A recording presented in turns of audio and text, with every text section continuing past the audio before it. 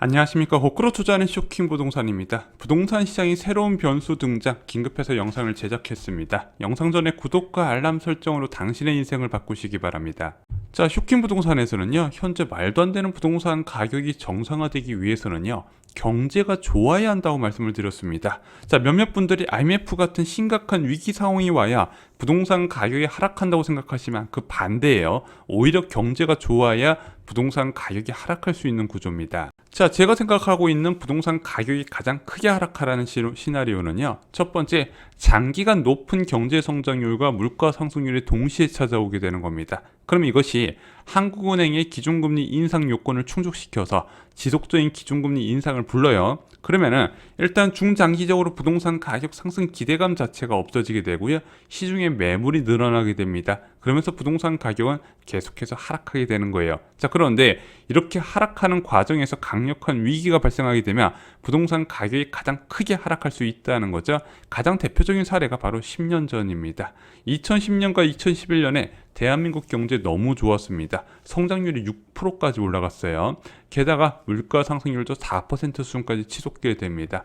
그에 따라서 한국은행이 5차례 기준금리 인상을 하면서 부동산 가격에 대한 하방 압력이 가중된 상황에서 유럽 재정 위기가 이제 생기니까 부동산 가격이 크게 폭락할 수 있었던 거예요. 자, 이런 과정이 잘 진행되다가 삐끗했던 것이 바로 2019년입니다. 여러분들 아시다시피 2018년 11월에 대한민국이 기준금리를 1.75%까지 올립니다. 왜냐? 이때 이주나오는 소재를 안 올리고 싶어 했는데 미국이 워낙 급격하게 금리를 올리다 보니까 따라 올릴 수밖에 없었던 거예요. 자, 그러면은 미국이 그 다음에 금리를 어디까지 올리냐에 따라서 대한민국 기준금리 상단이 결정되잖아요. 자, 그런데 그 당시까지만 해도 2019년에 미국은 3차례 금리 인상을 할 것으로 모두 다 예상을 했습니다. 그러면은 3차례만 올려도 미국은 3.25%까지 갈 것이고, 한미 기준금리 역전에서 최대한 버틸 수 있는 게 0.75%포인트였기 때문에 그 당시에 2019년 말에 대한민국 기준금리가 2.5%까지 올라갈 줄 알았습니다.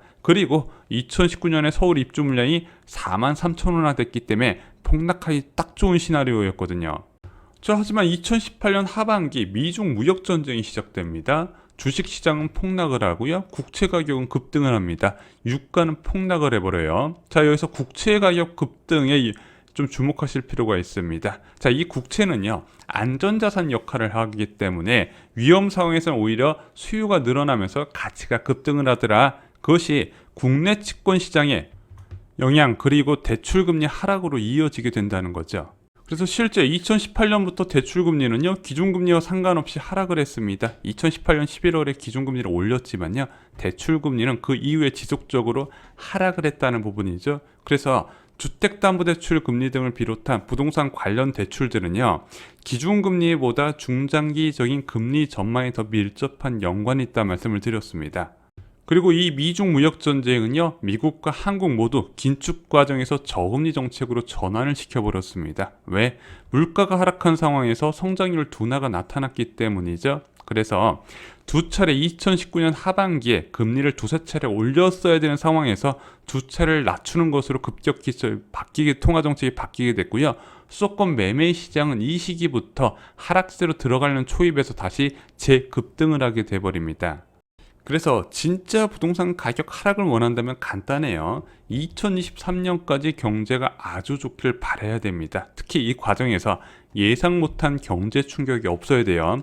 현재 부동산 시장 과열은요, 2차례에 걸친 경제 충격으로 만들어진 겁니다. 2018년의 미중 무역 전쟁, 그리고 2020년의 코로나19가 현재 아파트 가격을 만들었다는 거죠. 자, 어제 미국 증시가 폭락을 했습니다. 다우산업지수는 2.5%, 나스닥은 2.23%입니다. 월요일 대한민국 증시도 상황이 안 좋을 것 같아요. 자, 굉장히 강력한 흐름을 나타냈던 미국 증시, 최근에 보기 힘든 광경일 정도로 크게 하락한 모습이 나타났습니다. 대한민국 증시 굉장히 재미가 없어도 미국 증시 상승하는 거 보면서 갈아타신 분들 꽤 많이 있었죠.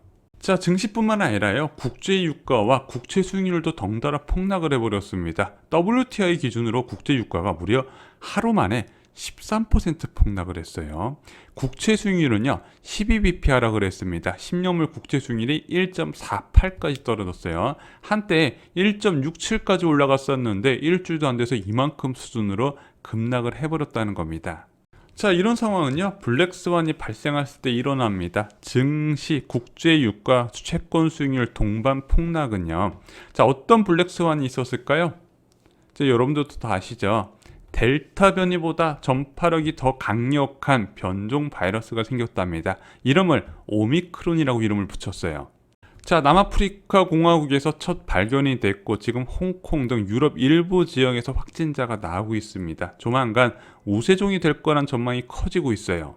자, 금요일날 금융시장 충격은요, 가장 싫어하는 불확실성의 존재가 새로 나왔기 때문입니다. 지금 금융시장이 철석처럼 믿고 있는 백신과 그리고 각종 치료제들, 혹시 이 오미크론 변종에서 대응을 제대로 할 수 있을까? 이것에 대한 불확실성이 있다는 거죠. 백신과 치료제 이미 그것이 나와 있고 많이 보급됐는데 효과가 없으면 어쩌지? 그래서 지금 기존 의약품의 효과 확인하는데 한 2주 정도가 소요된다 그러잖아요. 그 과정 동안에 불확실성이 존재를 한다는 겁니다. 안 그래도 지금 유럽 지역의 재봉쇄 확대 때문에 불안했었는데 결정적인 한 방이 나왔다는 거죠. 자, 이 오미크론의 등장은요, 부동산 가격 정상화에 안 좋은 신호입니다. 이게 뭐 부동산 가격 정상화뿐만 아니라 전 세계 경제에 악영향을 준다는 거죠. 자, 지금 대한민국 경제가 왜 좋나요? 수출 기업 상황이 너무 좋아서 좋은 거죠. 큰 나라들이 한국 물건을 잘 사주니까. 그래서 대한민국이 지속적으로 금리도 올리고 부동산 가격 정상화를 위해서는 앞으로도 이런 국가들이 우리나라 물건을 2년 이상 잘 사줘야 한국은행이 금리 인상 조건이라고 내걸었던 올해 4%, 내년 3% 경제 성장에 달성할 수 있는데, 이런 변수 중장은 별로 좋은 소식은 아니라는 겁니다. 자, 또한 오미크론의 확산으로 이동 제한이 길어지게 된다면 유가는 계속 하락할 가능성이 있습니다. 안 그래도 유가 많이 빠졌는데 여기서 추가로 하락할 가능성도 있다는 거죠. 이 국제 유가는 기본적으로 물가에 큰 영향을 주게 됩니다. 지금 미국 소비자 물가가 너무 많이 치솟아서 지금 긴축을 빨리 한다는 얘기가 나오고 있고, 적어도 2024년부터는 대한민국 기준금리에 미국 물가와 기준금리가 영향을 줄 것으로 보입니다. 문제는 유가가 상승 흐름이 아니라 오히려 강한 하락세가 나타나면 이 물가 전망도 바뀌게 될 것이고 긴축 전망도 바뀌게 된다는 거죠. 자, 지금까지 새로운 변수 등장으로 인한 아파트 가격 정상화에 대한 부정적인 면을 말씀을 드렸습니다. 하지만 자, 이제부터 좀 다른 말씀을 드리고자 합니다. 자, 작년 4월 코로나19 팬데믹 이후에 전 세계 금융시장이 폭격을 맞았습니다. 자, 확진자 수 지금 보면 굉장히 귀여운 수준이에요.